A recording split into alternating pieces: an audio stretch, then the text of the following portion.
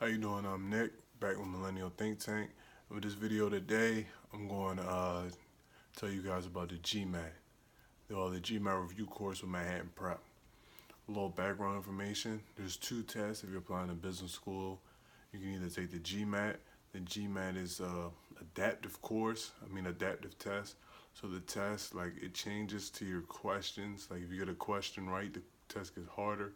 If you get a question easier, if you get a question wrong, it gets easier. If you take the GRE, it's like a standard test set question bank. The GREs, both tests are widely accepted. The GMAT factors into business schools rankings. So the GMAT, if you can get a good GMAT score, it's going to really help your application a lot more than a good GRE score is.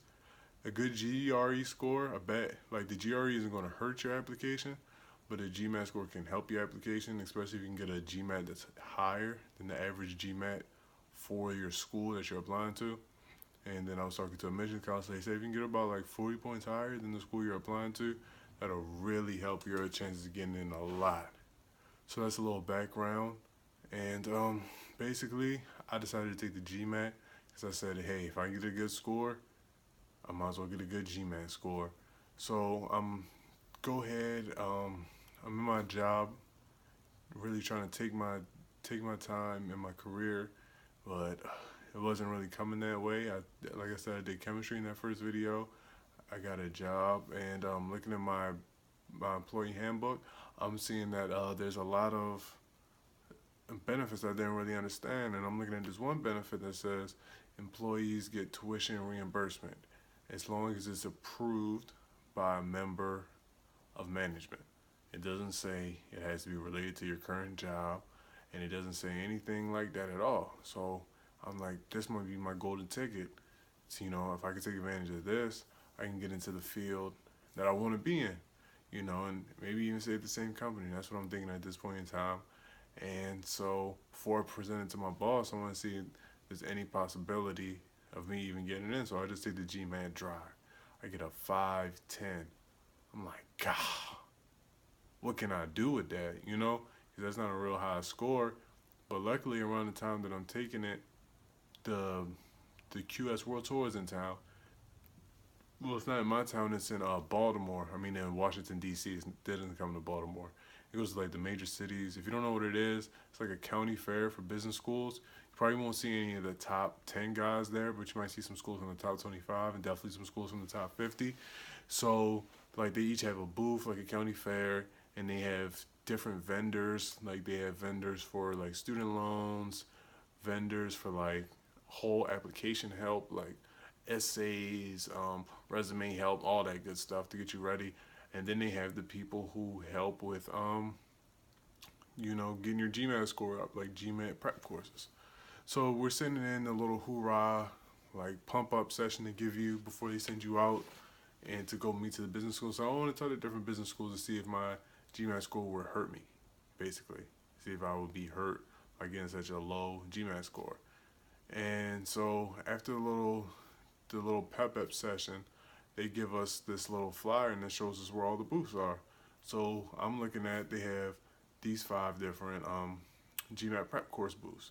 So I go to the different booths, I get the information.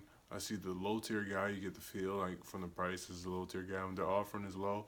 And then the highest people there are the Manhattan prep course review. I'm like, I need the help. Let me see what this guy's talking about. So I go over there and I see $1,600. I don't know if I could do this, but I'm high on Tony Robbins at this point in my life. So I'm like, this might be the universe telling me just go ahead and do it. But I'm like, $1,600. But this might be the one for me because I really just got this bad score and now I'm here at this booth. Maybe this is what I need to do. So I'm looking at the paper, and then the person at the booth, who happens to be a teacher there, he's like, hey, what's going on? He tells me a little bit about the course. I tell him my situation, hey man, I got a 5.10, can you help me? He said, how much work have you put in? I'm like, no, I just took the test dry to see what I can get. He said, we definitely can help you then. We can help you out a lot if that's your situation. So I'm like, okay. And then he gives me a different flyer that says, you're going to be here's the test course. It's actually $600 off, so it's not $1,600 anymore. It's $1,000. So I'm like, maybe this is the universe telling me to just do this class, because I think the cheapest course there, like at the other courses, was like $500. So I'm like, for extra $500, I can get to one of the top Gmat prep courses in the nation. You know, but then Tony Robbins kicking in. Like, sometimes it's just like the universe is just telling you to do something, just go ahead and do it. But I'm still in my head mulling it over while I'm right there talking to him. And then he says, we also have a test drive course. So you can actually come test drive the first class. If you don't like it, don't pay us anything. If you like it, you can sign up and you can get this rate for the $600 off. I'm like, I might have to do that. So I go home, do my little Google research, and I see like the Manhattan Prep it's legit. I see it has helped people out. So I'm like, okay, that's great. Let me go ahead and see what happens. So I signed up for the test course. I signed up with a guy named Marcus. Marcus was my teacher for the class. So I go, first 30 minutes, they shave 5 minutes off my quant time. What they told me was, if there's this type of question in the Gmat, if you've never taken it before, well, they give you two basically like functions, and they'll give you one question, and they'll ask, is A sufficient to answer the question? Is B sufficient to answer the question? Is C, I was gonna say 3. Is C is either one, C is both of them together, D is either one, and E is neither one of them is sufficient to answer the question. It's not asking if it's right or wrong. It's not a right or wrong thing. It's just, do you have enough information to answer the question? Which is crazy. I never experienced a question like that. So I think that's only on the GMAT course. But it's kind of would help you doing business, knowing if you have enough information to just give somebody an answer. So I kind of see what its usefulness for is just a tough type of question if you've never been experienced with it. So I'm sitting there, and then, like, first of all, I didn't even know that's what the question was really trying to see. I was trying to solve both of them. But he gives you a layout where it's A, D next to each other, and then like a division sign. And then at the bottom of the division sign is B, C, E. I'm like, after death and before common era, like, what is going on right here? And he's like, no, if it's not A, it's not D. It can't be both of them if A is not right. So you cross that out. I'm like, wow.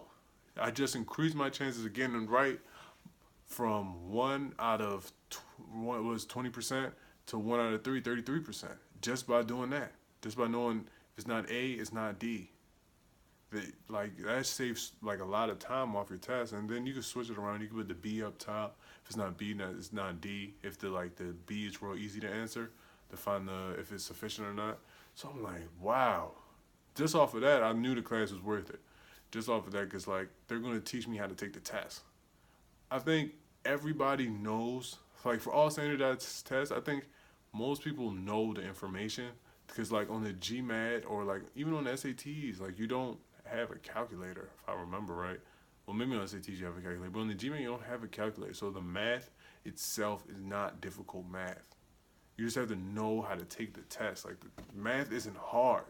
And I knew it wasn't hard math when I took the test the first time. It's just because I'm like, they would have given me a calculator if it was hard. So it's like, you just have to figure it out. Like if the math gets hard on the GMAT, you probably did something wrong. Like, because this whole test is designed to be solved without a calculator. This is the FYI. So I'm like, I gotta sign up for the class. So I signed up for the class, and the class consists of 12 different sessions, and the sessions are as long as the GMAT is, and they break down, like most days, most classes, you're gonna do quant and verbal mixed together. And they have one class where they talk about the other 2 sections of the GMAT, the integrated reasoning and the writing portion. And I think the integrated reasoning writing portion and the critical reading are all like one class, because critical reading is pretty a strong point for most native English speakers, because all you're doing is reading and you just answering the question. The method they taught us in the class was basically like when you're reading it, when you're looking at the answers, you have to find a passage, like a sentence in the paragraph or the passage that supports your answer. If you don't, it's not the answer, because they're only going to ask you what's in the passage. So I'm like, okay, so you don't have to spend too much time on that. The integrated reasoning you don't have to spend too much time on because schools don't really look at it. And the writing portion, you're writing an essay, so they didn't spend too much time on that, which I appreciate because it's only like 12 sessions and you pay good money for it. So like if it's not a big deal or if it's easy to do, we can do it on our own. I'd rather you guys do that. So I'm about to tell you guys how they actually gave you the information, like what's special about the Manhattan Prep course. Manhattan Prep course, it comes with 2 basic books, the critical reasoning and the fundamentals of math and the fundamentals of verbal. So like you have those 2 books, and it's the fundamentals of verbal and the fundamentals of reading.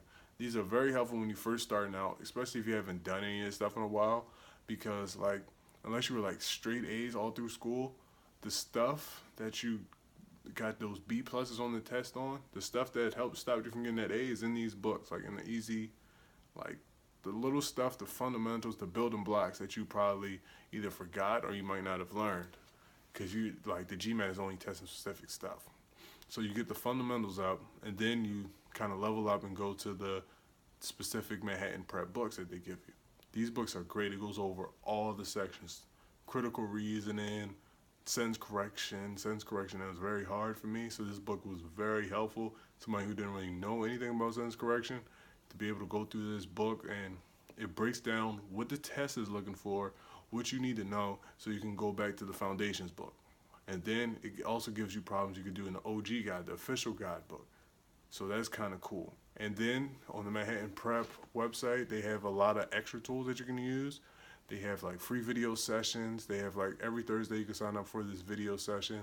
And they have this one guy who's really good at this stuff. All the teachers are good at the Gmat. To be a teacher there, you have to get like a 700. You have to get 700s consistently on the Gmat. So these guys know the Gmat, how to take the test inside and out, the type of information that they're looking for, and they understand it and they can explain it to you.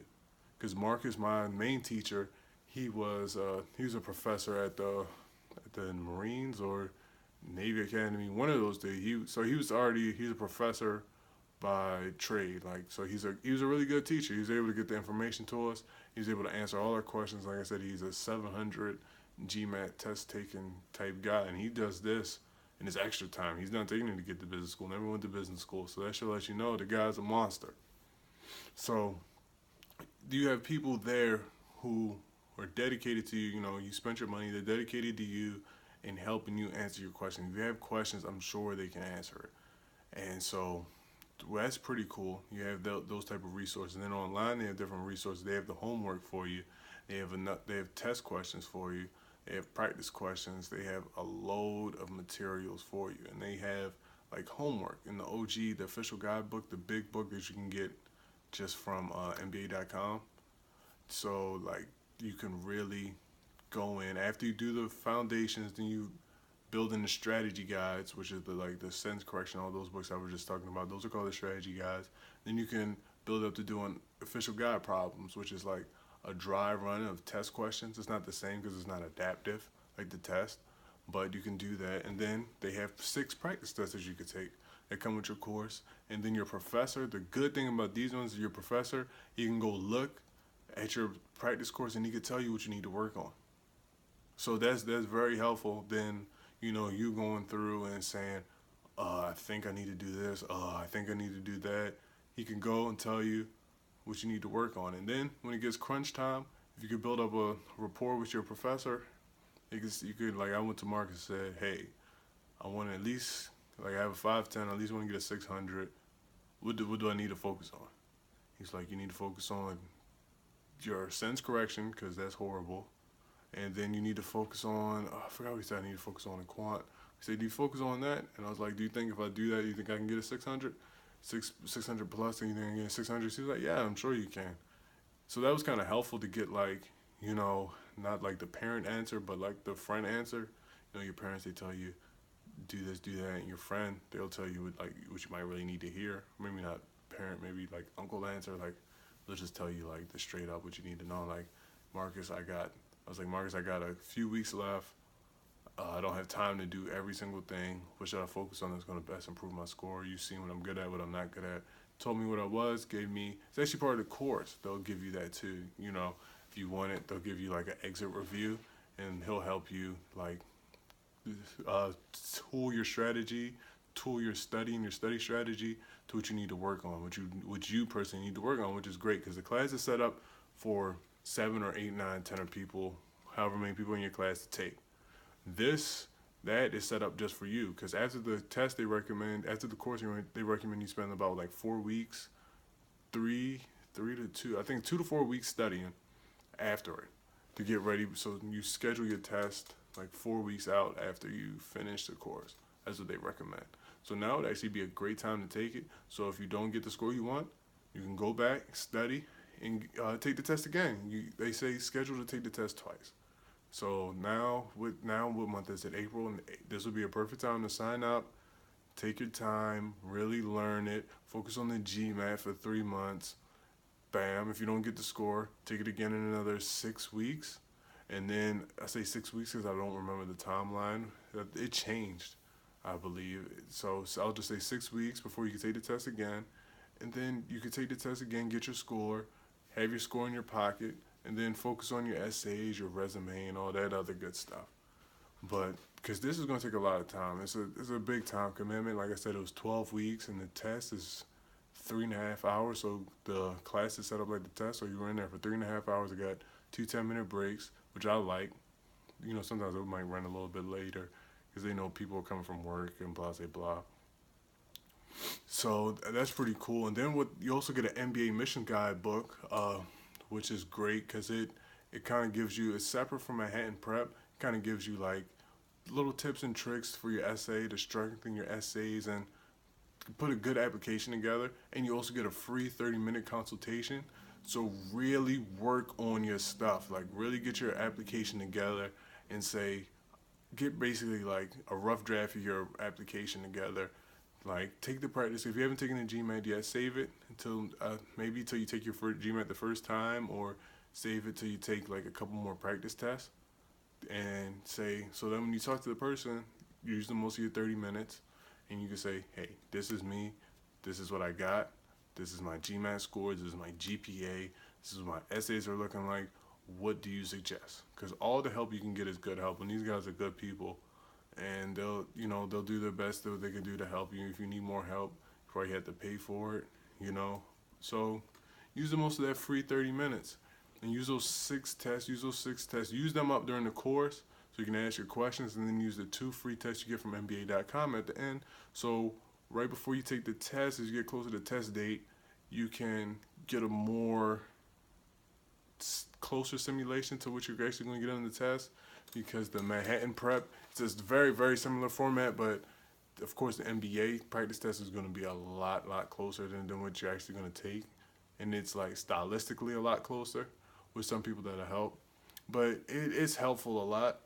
For me, at first my Gmat time went up. Like the time it took me to do the Gmat, because now I had all the strategies and went up. But as I practiced with time, my Gmat score went down. And a little tip for everybody, if you want to take the Gmat, if you want to do this test prep course, I recommend if you take it out early enough, because you get 3 makeup courses. Because like I said, they know people work and do other things. You get 3 makeup courses included with your course. So, if you take the course, you see you're weak in these 1 points, you might be able to save these 3 courses.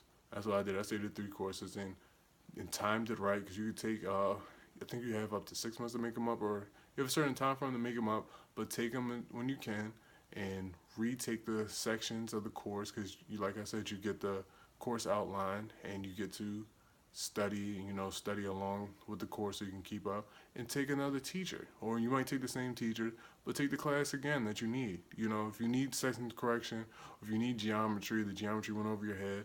Now that you finished the course, you did your own study, and go back and take it again, take the class again, not the class, but the specific day again, and say, okay, now that I brushed up a little bit, let me see what's going on. And I also got to take another teacher. I actually probably would have done like his course a little bit better. His course is taught more like, his name was Pedro L, and he was a very good teacher, and he taught his course more like a college course, like where the professor goes on the board and explains some different problems from from homework, from what I experienced at college, from homework. Like they give you the homework, and the homework is a big part of the class, and you don't really speak on the homework, but it's part of the class. You have to come to class prepared. And I like that little aspect, that little extra nudge, because nobody wants to go to class to be the person that's like, I didn't do the homework, you know. Whereas Mark's class, he went up more with a study plan, and he stuck closer to the actual course layout. Where Pedro, he went from the homework and came back, and then we were supposed to come to his class, but I wasn't on the email list, and email him any questions we had. So I actually took all 3 of my makeup courses with him.